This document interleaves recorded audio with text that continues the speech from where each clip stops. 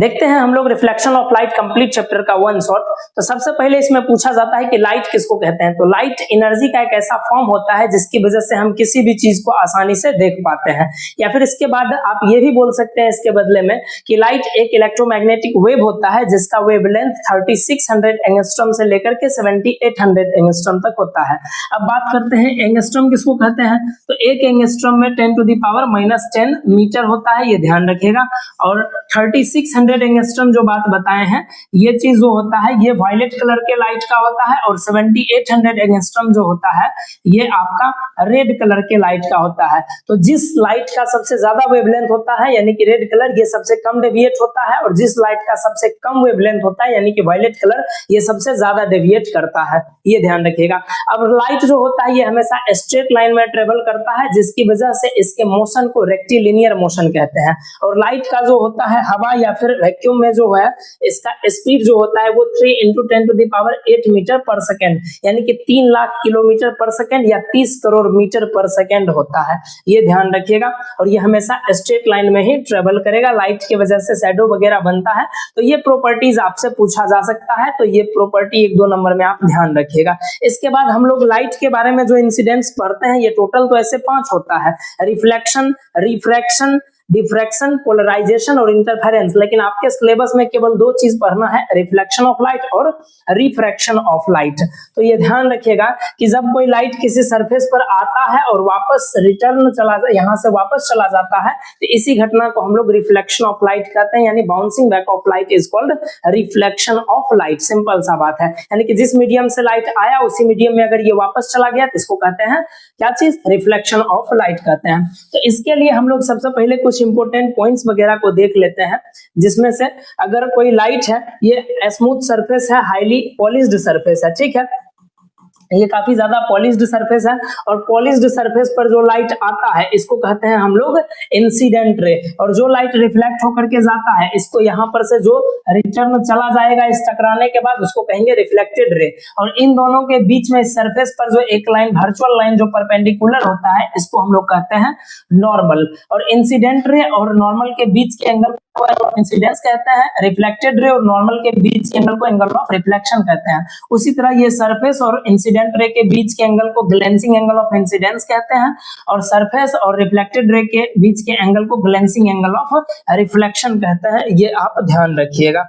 अब हम लोग बात करते हैं लॉ ऑफ रिफ्लेक्शन का। तो हमारा 2 लॉ ऑफ रिफ्लेक्शन होता है, एक हमारा होता है फर्स्ट लॉ ऑफ रिफ्लेक्शन जो होता है ये इसमें ये बोलता है कि इंसिडेंट रे, रिफ्लेक्टेड रे और नॉर्मल, ये हमारा जो है इंसिडेंट रे, रिफ्लेक्टेड रे और नॉर्मल, ये तीनों का तीनों एक ही प्लेन पर लाई करेगा, और जिस पॉइंट पर लाई करेगा इसको हम लोग पॉइंट ऑफ इंसिडेंस बोलते हैं। और दूसरा लॉ ऑफ रिफ्लेक्शन हमारा ये बोलता है कि इंसिडेंट रे और नॉर्मल के बीच का जो एंगल ऑफ इंसिडेंस है, रिफ्लेक्टेड रे और नॉर्मल के बीच का एंगल जो एंगल ऑफ रिफ्लेक्शन है, यानी कि angle of incidence is always equal to angle of reflection. ठीक उसी तरह glancing angle of incidence is always equal to glancing angle of reflection. ये लॉ ऑफ रिफ्लेक्शन में नहीं आता है, लेकिन लॉ ऑफ रिफ्लेक्शन में 2 ही चीज आएगा।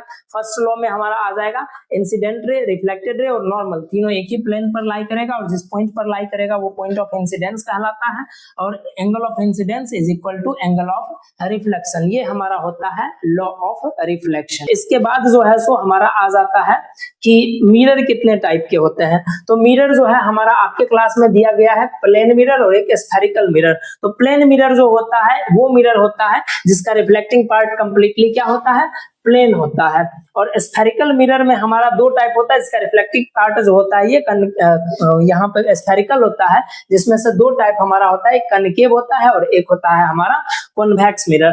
तो प्लेन मिरर जिसका रिफ्लेक्टिंग पार्ट जो होता है ये प्लेन होता है। इसका कैरेक्टरिस्टिक्स अगर आपसे पूछा जाता है तो ध्यान रखिएगा कि प्लेन मिरर जो होता है जितना डिस्टेंस पर ऑब्जेक्ट है उतना ही डिस्टेंस पर इमेज को बनाता है, मतलब distance of object is equal to distance of image, और जितना हाइट ऑफ ऑब्जेक्ट रहेगा उतना ही हाइट ऑफ इमेज भी बनाएगा, मतलब जितना हाइट का ऑब्जेक्ट है उतना ही हाइट का इमेज बनाएगा, जितना दूर पर ऑब्जेक्ट है उतना ही दूर पर इमेज को बनाएगा। इसके द्वारा बनने वाला जो इमेज होता है ये होता है वर्चुअल, इरेक्ट और लेटरल इन्वर्टेड। लेटरल इन्वर्टेड का मतलब कि दाहिना के चीज को बायां दिखा देगा और दायां में रखे हुए चीज को बायां में दिखा देगा, मतलब लेफ्ट को राइट दिखाएगा, राइट को लेफ्ट दिखाएगा, ये ध्यान रखिएगा। तो ये इसका प्रॉपर्टीज है, लेटरल इन्वर्जन वगैरह, तो ये इसका कैरेक्टरिस्टिक्स को आप ध्यान रखिएगा। इसके बाद प्लेन मिरर का एक चीज पूछा जाता है ऑब्जेक्टिव में कि इसका फोकल लेंथ क्या होता है, तो प्लेन मिरर का फोकल लेंथ जो होता है ये इन्फिनिटी होता है, ये ध्यान रखिएगा ऑब्जेक्टिव के लिए। इसके बाद हम लोग देखते हैं स्फेरिकल मिरर को। तो स्फेरिकल मिरर हमारा दो टाइप का होता है, जिसका स्फेरिकल पार्ट होता है रिफ्लेक्टिव, है ना।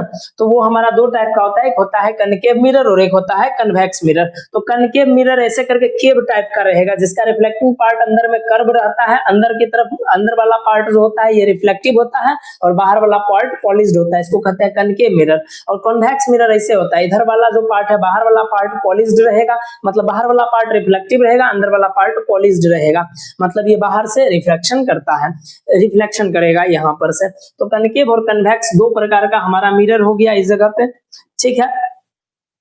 इसके बाद अगर इसको हम लोग देखते हैं कि मिरर के अंदर कौन कौन सा इंपॉर्टेंट पार्ट्स होता है, तो इसको सबसे पहले अगर देखेंगे तो मिरर के अंदर में जो है ये मिरर है हमारा। मिरर जितना दूर से रिफ्लेक्शन कर सकता है इतना दूर को हम लोग एपर्चर कहते हैं। मिरर के मिडिल पॉइंट को जो है सो हम लोग पोल कहते हैं, ठीक है। और उसके बाद मिरर जो होता है ये किस चीज से बनता है, एक स्फेयर से बना हुआ होता है, इसे करके स्फेयर से बना हुआ होता है जिसका सेंटर होता है, और इसके सेंटर को ही जो होता है कहते हैं हम लोग सेंटर ऑफ कर्वेचर बोलते हैं। स्फेरिकल मिरर जो है एक स्फेयर से बना हुआ होता है, तो इसी कारण से जो है सो स्फेरिकल ग्लास से बनने की वजह से इसके सेंटर को जो है सेंटर ऑफ कर्वेचर कहते हैं। और सेंटर ऑफ कर्वेचर को और पोल को ज्वाइन करने वाले लाइन को प्रिंसिपल एक्सिस बोला जाता है। और याद रखिएगा कि सेंटर ऑफ कर्वेचर से पोल के बीच के डिस्टेंस को रेडियस ऑफ कर्वेचर बोला जाता है। और एक अगर लाइट प्रिंसिपल एक्सिस के पैरेलल मिरर पे आता है तो रिफ्लेक्शन के बाद जो है इसको मिड पॉइंट पर काटेगा, मतलब सेंटर और प्रिंसिपल यानी कि सेंटर और पोल के बीच से काट करके जाएगा, और इस बीच वाले पॉइंट को ही जो है सो मिडिल पॉइंट को फोकस कहा जाता है, और फोकस से पोल का दूरी को हम लोग फोकल लेंथ कहते हैं। तो याद ये रखना है कि फोकल लेंथ जो होता है ये रेडियस का हमेशा आधा होता है, फोकल लेंथ हमेशा रेडियस का आधा होगा, ये चीज आपको ध्यान रखना है। इसके बाद हम लोग आते हैं फोकल लेंथ ही हमारा हो गया। अब हमारे पास इमेज, तो इमेज हमारा दो टाइप का बनता है, एक बनता है रियल इमेज, एक बनता है हमारा वर्चुअल इमेज। तो रियल इमेज वो इमेज होता है जहां पर लाइट रिफ्लेक्शन के बाद एक्चुअली में मिलता है, तो वो हमारा रियल इमेज होता है। इसको स्क्रीन पर खींच सकते हैं, और ये हमेशा जो है सो उल्टा होता है, यानी कि रियल इमेज हमेशा इन्वर्टेड होता है, ये ध्यान रखिएगा।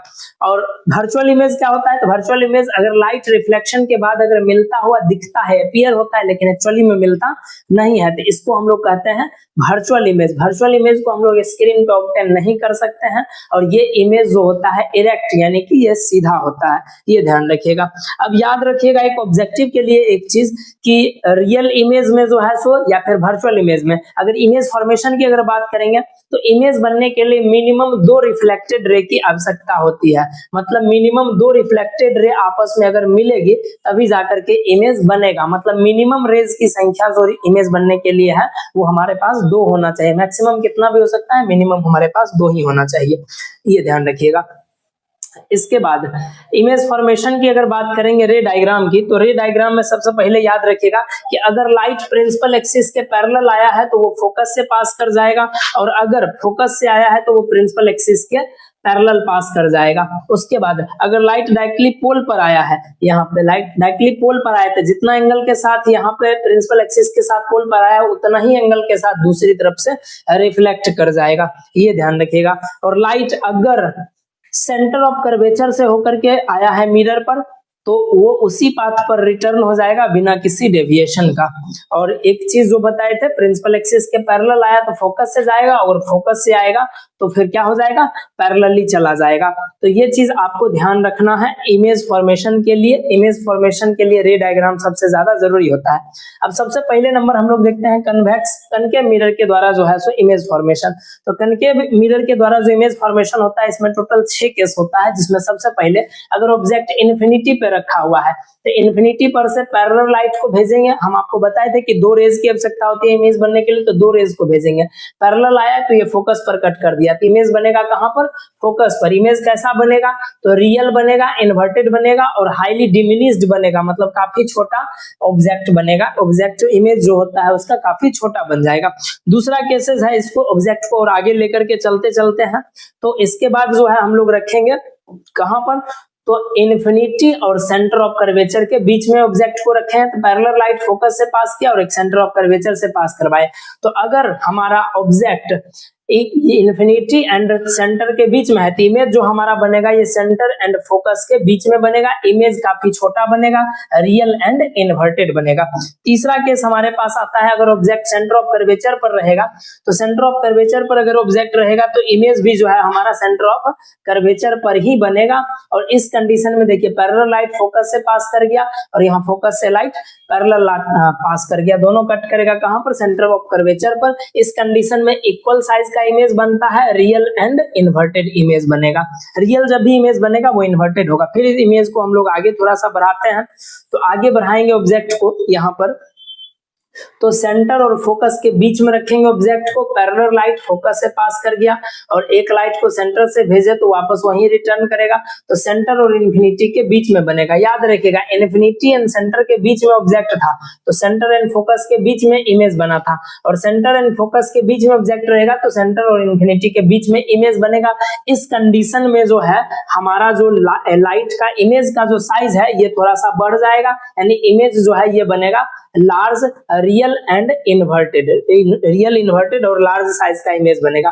पांचवा कंडीशन है हमारा, फोकस पर अगर इमेज को रखा जाए, तो फोकस पर अगर इमेज को अगर हम लोग रखते हैं, फोकस पर अगर हम लोग इमेज को रखते हैं, तो फोकस पर इमेज को रखने में क्या चीज हो जाएगा, तो पैरेलल लाइट जो है ये क्या चीज हो जाएगा, फोकस से पास कर जाएगा और फिर सेंटर ऑफ कर्वेचर से यहाँ इधर लाइट जो है पैरेलली पास कर जाएगा। और फिजिक्स के अनुसार पैरेलल लाइट जो होता है ये इन्फिनिटी पर मिलता है, तो इसीलिए इमेज जो बनेगा रियल, इन्वर्टेड और लार्ज साइज का यानी मैग्नीफाइड इमेज बनेगा। ये ध्यान रखिएगा, इमेज का जो साइज होगा वो बड़ा हो जाएगा।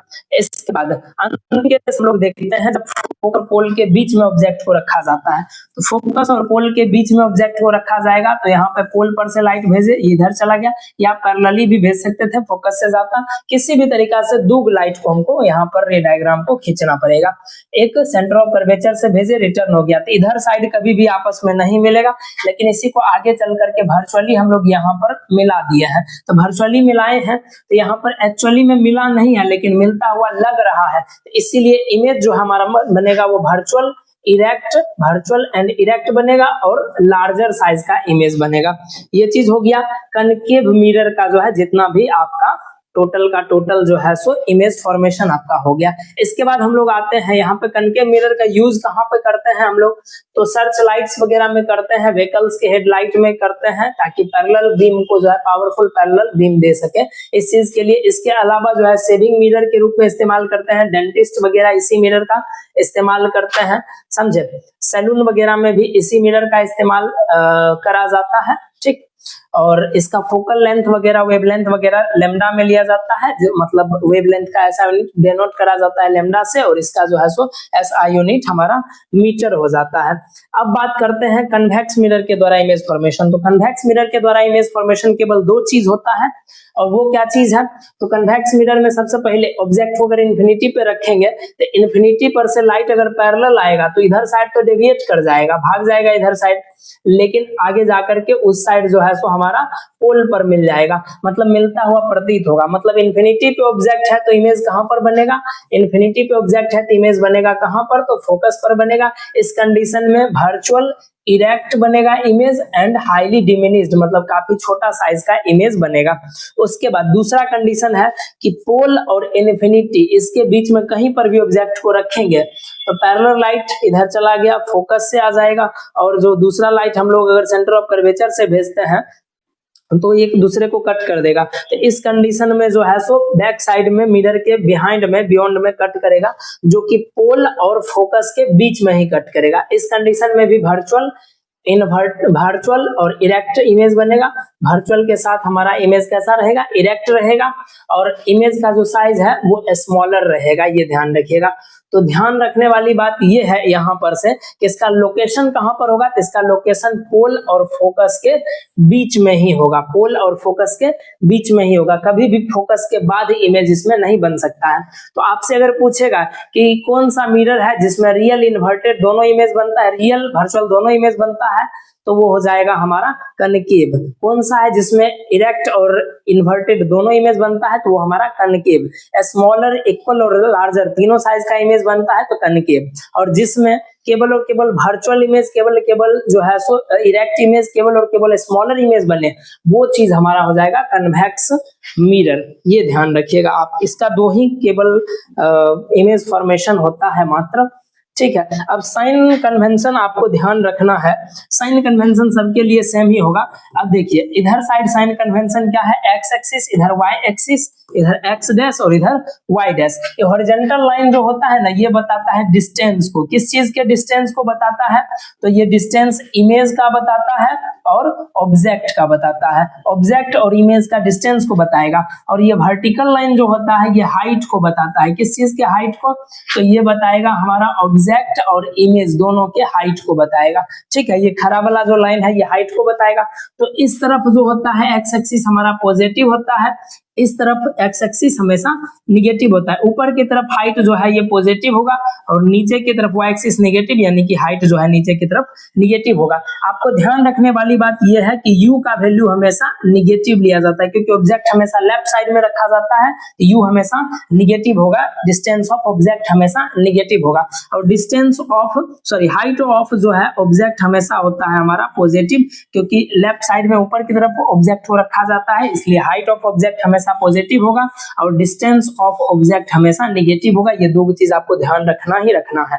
कनकेव मिरर जो होता है, कनकेव मिरर का फोकल लेंथ जो होता है ये हमारा निगेटिव होता है और कन्वेक्स मिरर का जो फोकल लेंथ होगा ये हमारा पॉजिटिव होता है। ये ध्यान रखिएगा।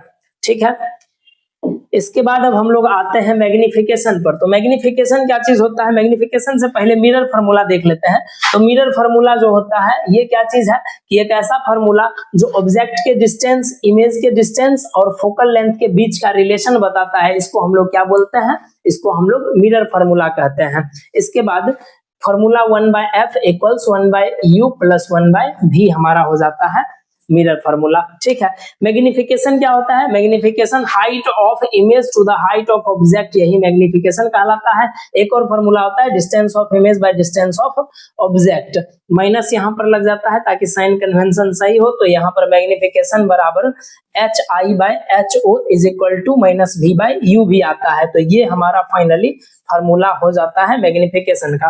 अब इसमें कुछ स्पेशल केसेस हो जाते हैं मैग्निफिकेशन का, तो उसमें क्या क्या चीज होता है, तो ध्यान रखिएगा कि यदि मैग्निफिकेशन क्या आया, मैग्निफिकेशन अगर 1 आया, इसका मतलब ये चीज है कि height of image = height of object, यानी distance of image = distance of object. मतलब इसका लोकेशन जो है इसका क्या हो जाएगा, सेंटर ऑफ कर्वेचर, क्योंकि सेंटर ऑफ कर्वेचर पर ही इक्वल साइज का इमेज बनता है। ये आपको ध्यान रखना है। अब दूसरा चीज, अगर मैग्निफिकेशन हमारा पॉजिटिव आया, इस कंडीशन में क्या देखेंगे कि HI/HO, यानी ये तो हमेशा पॉजिटिव ही रहेगा। ये पॉजिटिव कब आएगा, ये पॉजिटिव तब आएगा, ध्यान रखिएगा, मिरर के लिए, रियल इमेज और वर्चुअल इमेज। तो मिरर में क्या होता है, रियल इमेज लेफ्ट साइड में बनता है, तो उसका जो डिस्टेंस होता है ये डिस्टेंस हमेशा क्या हो जाएगा, निगेटिव हो जाएगा। ठीक है, मिरर इमेज का जो डिस्टेंस होता है ये हमेशा हो जाता है हमारा इसका रियल इमेज का जो डिस्टेंस हमारा हो जाएगा, ये रियल इमेज का जो डिस्टेंस हमारा हो जाएगा ये हमेशा निगेटिव हो जाएगा और हाइट भी हमेशा जो है इमेज का ये निगेटिव हो जाएगा। लेकिन वहीं पे अगर वर्चुअल इमेज की बात करेंगे तो वर्चुअल इमेज का जो डिस्टेंस होता है ये पॉजिटिव हो जाता है और वर्चुअल इमेज का जो हाइट होता है ये भी पॉजिटिव हो जाएगा। ये किसके अंदर, तो मिरर के अंदर केवल और केवल ध्यान रखने वाली बात है। ठीक है, तो अब यहाँ पर ध्यान से देखिएगा, अगर मैग्निफिकेशन क्या आया, यहाँ पर पॉजिटिव आया, तो हाइट ऑफ ऑब्जेक्ट तो हमेशा पॉजिटिव रहेगा, लेकिन हाइट ऑफ इमेज भी पॉजिटिव हुआ है, इस वजह से मैग्निफिकेशन पॉजिटिव आया। और हाइट ऑफ इमेज पॉजिटिव मतलब कौन सा इमेज बना, वर्चुअल इमेज। तो वर्चुअल इमेज बनेगा, वर्चुअल इमेज जो होता है मिरर के अपोजिट साइड में बनता है, मतलब ऑब्जेक्ट और इमेज दोनों का दोनों अलग अलग साइड में है, ये ध्यान रखिएगा। और अगर मैग्निफिकेशन हमारा निगेटिव आता है तो मतलब HI हमारा निगेटिव है, HO तो पॉजिटिव ही होता होता है हमेशा, तभी जाकर के बनता है हमारा मैग्निफिकेशन निगेटिव। और इस कंडीशन में क्या हो जाएगा, रियल इमेज बनेगा और real image same side of the object बनता है, ये ध्यान रखना है मैग्निफिकेशन के लिए। इस प्रकार से आपका रिफ्लेक्शन ऑफ लाइट का वन शॉट कंप्लीट हो जाता है।